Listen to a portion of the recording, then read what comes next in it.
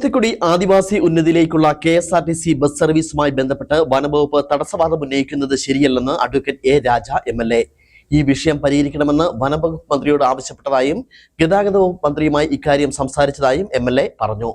കുറത്തിക്കുടിയിലേക്ക് bus എത്തണമെന്ന് തന്നെയാണ് ആഗ്രഹമെന്നും bus കുറത്തിക്കുടിയിലേക്ക് എത്തുന്നതിനായുള്ള നടപടി MLA എന്ന നിലയിൽ സ്വീകരിക്കുമെന്നും അദ്ദേഹം വ്യക്തമാക്കി.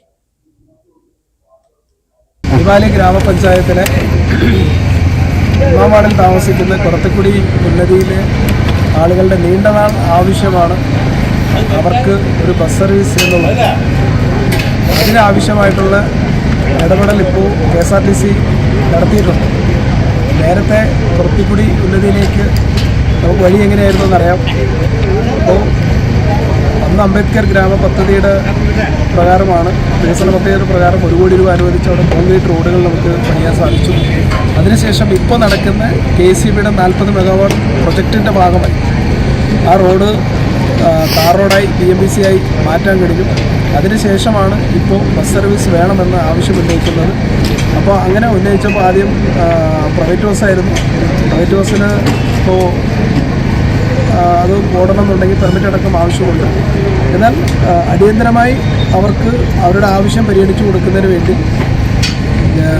കേരളത്തിൻ്റെ ബഹുമാനപ്പെട്ട ഗതാഗത വകുപ്പ് മന്ത്രി ശ്രീ ഗണേഷ് കുമാർ അവരോട് ആവശ്യപ്പെട്ടു. നമ്മൾ CMDയോടും ആവശ്യപ്പെട്ടു മൂന്നാറിൽ നിന്ന് ഒരു സർവീസ് കുറത്തിക്കുടിയിലേക്ക് അനുവദിക്കണം എന്ന് ആവശ്യപ്പെട്ടതനുസരിച്ച് KSRTC ട്രയൽ റണ്ണ് അവിടെ നടത്തിക്കഴിഞ്ഞപ്പോഴാണ് വനംവകുപ്പ് അവിടെ തടസ്സവാദം ഉന്നയിച്ചിരിക്കുന്നത്.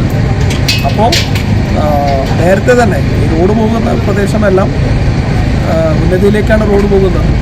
എന്നാൽ KCB പ്രൊജക്റ്റിൻ്റെ ഭാഗമായി ഏറ്റെടുത്ത സ്ഥലത്തിലാണ് ഇപ്പോൾ KSRTC സർവീസ് നടത്തുന്നത്. വനംവകുപ്പ് ഒരിക്കലും തടസ്സപ്പെടുത്തുന്നത് ശരിയല്ല. വനംവകുപ്പ് തടസ്സപ്പെടുത്തി എന്നറിഞ്ഞപ്പോൾ തന്നെ വനംവകുപ്പ് മന്ത്രിയോട് ഈ വിഷയം പരിഹരിക്കണമെന്ന് ആവശ്യപ്പെട്ടിട്ടുണ്ട്. അപ്പോൾ അതനുസരിച്ച് ഇന്ന് KSRTC മന്ത്രിയുമായിട്ട് സംസാരിച്ചിട്ടുണ്ട്. സാങ്കേതിക വിഷയം ഒന്ന് മാറ്റിക്കൊണ്ട് കുറത്തിക്കുടി നിവാസികളുടെ ആവശ്യമെന്ന് പറയുന്നത് ഈ KSRTC സർവീസ് എല്ലാ ദിവസവും കുറത്തിക്കുടി വരണമെന്നുള്ളതാണ്. അത് വരണം തന്നെയാണ് ആഗ്രഹിക്കുന്നത്.